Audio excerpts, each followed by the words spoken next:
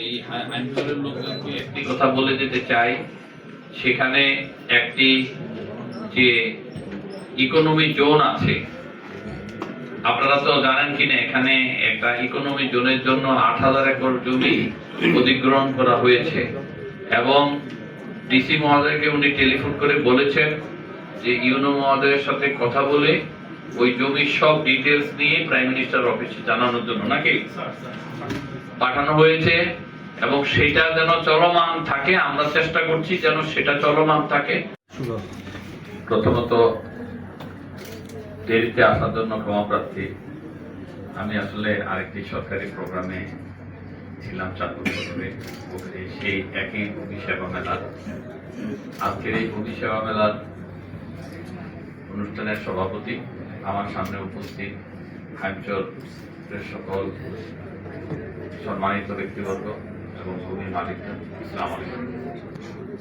এই সেবাটা মাধ্যমে জনগণ যে উপকার পাবে সেটা ভাষায় প্রকাশ করার মতো না।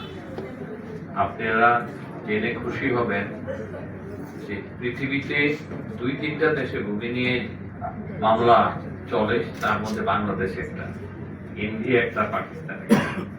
ইন্ডিয়াতে এখন মোটামুটি ভাবে এই কার্যক্রমটা শেষের পথে। আমরা আমাদের প্রধানমন্ত্রী এটাকে আরম্ভ করেছে, এটা শেষের কাছাকাছি যেতে সবাই মানে সুবিধা ভোগ পেতে অন্তত ২ বছর লাগবে, ২ বছর পারো না। এবং আপনার এখানে জিও ফেন্সিং বলে যে আপনি যে জমির মালিক, এটা আপনাকে একেবারে ভৌগোলিক ভাবে আপনার বেড়া দিয়ে দেওয়া হবে। সেই জিও ফেন্সিং এর মাধ্যমে আপনারা এই উপকারটা পাবেন।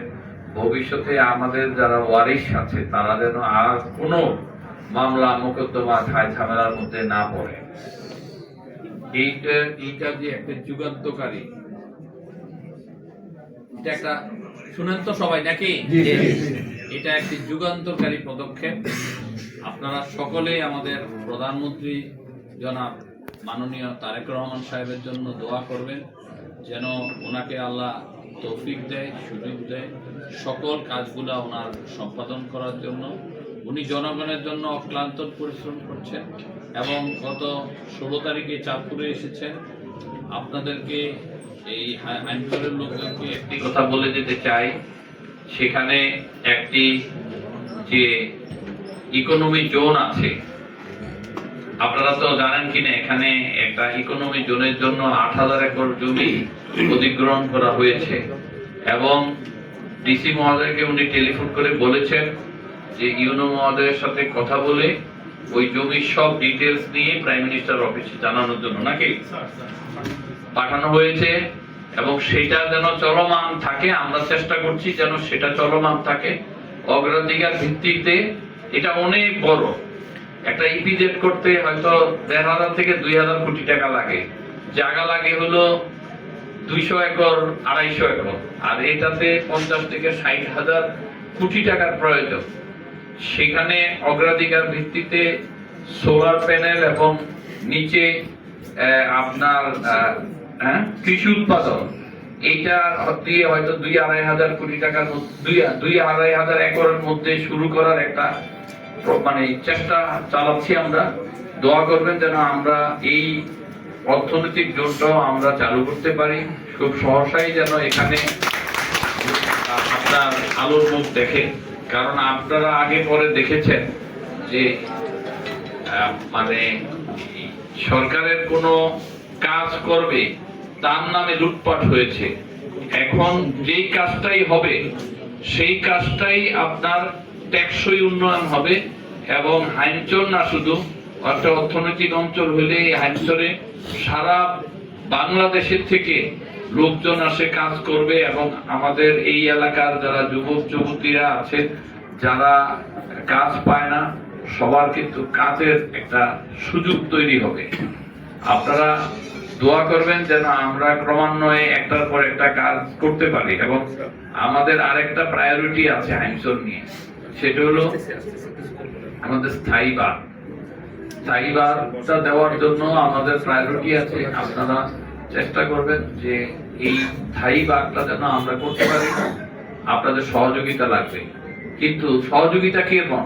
কিছুদিন আগে আমি ফেসবুকে না একজন লোক চরবৈরবিতে আমাকে একটা মানে ভিডিও পাঠাইছে যে এক ভদ্রলোক তার বাড়িতে ব্লকগুলা নিয়ে যাচ্ছে একটা ইয়ে দিয়া, রিক্সা না ভ্যান গাড়ি আছে না, ভ্যান গাড়িতে করে তারা 3 জনে মিলে ব্লক উঠাচ্ছে। তো এগুলা যেন কোনো মানুষের বাড়িতে না যায়, এদিকে লক্ষ্য রাখবেন। এগুলা কিন্তু সরকারি সম্পত্তি। পরে মামলা মোকদ্দমা হলে আপনারা আবার আমাদের কাছে দৌড়াবেন, তখন আমাদের কিছুই করণীয় থাকবে না। সরকারের যে জায়গাগুলা, যে সরকার যে কাজ করে, আমরা চেষ্টা করব অল্প করতে, কিন্তু এটা যেন টেকসই উন্নয়ন হয়। অন্তত মিনিমাম যেন 20-25 বছর ওই রাস্তাঘাট এবং এই বাঁধ এগুলা যেন টেকসই হয়, সেদিকে আমাদের সরকার নজর রাখবে।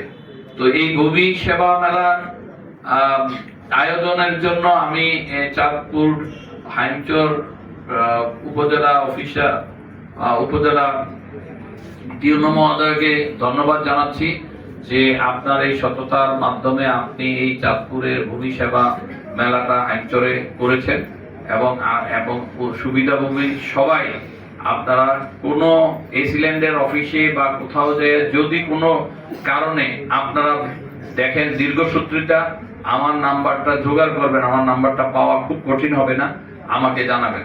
ধন্যবাদ সবাইকে। আসসালামু আলাইকুম।